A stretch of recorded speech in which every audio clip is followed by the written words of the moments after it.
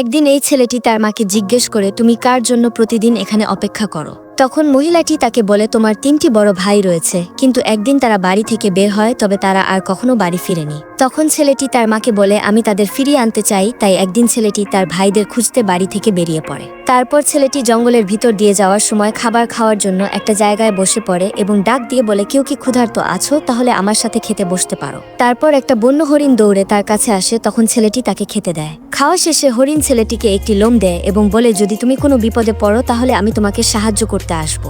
এরপর ছেলেটি অনেক দূর হাঁটার পর আবার খেতে বসে এবং এবারও সে বলে, কেউ কি ক্ষুধার্ত আছো? তাহলে আমার কাছ থেকে কিছু খেতে পারো। তখন একটি পায়রা উড়ে তার কাছে আসে এবং ছেলেটি তাকেও খেতে দেয়। খাওয়া শেষে পায়রা ছেলেটিকে একটা পালক দেয় আর বলে, কোনোদিন প্রয়োজন হলে আমাকে ডাক দিতে পারো।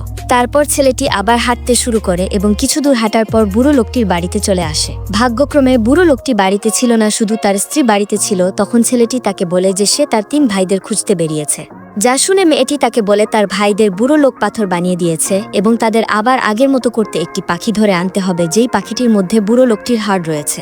যা শুনে ছেলেটি পাখিটিকে ধরতে সেই 2 পাহাড়ের কাছে চলে আসে এবং 2 পাহাড় আলাদা করতে সে হরিণের লোম বের করে হরিণকে ডাক দেয়। ডাক শুনে হরিণ সেখানে চলে আসে এবং তার শিং দিয়ে পাহাড় ভেঙে ফেলে। তখন সেই পাহাড়ের ভিতর দিয়ে লাল পাখিটি বেরিয়ে আসে। তখন ছেলেটি পাখিটিকে ধরতে পায়রার পালক বের করে পায়রাটিকে ডেকে আনে। পায়রা এসেই লাল পাখিটিকে ধরে ছেলেটির কাছে দেয়। তারপর ছেলেটি লাল পাখিটিকে নিয়ে বুড়ো লোকটির কাছে নিয়ে আসে, যার কারণে বুড়ো লোকটি আবার তার হাড় ফিরে পায়। হার্ট ফিরে পেয়ে লোকটি অনেক খুশি হয়ে 3 ভাই আর 2 রাজকন্যাকে আবার আগের মতো মানুষ বানিয়ে দেয়। তো যাওয়ার আগে আপনার ফোনে কতটুকু চার্জ আছে সেটা কমেন্ট করতে ভুলবেন না।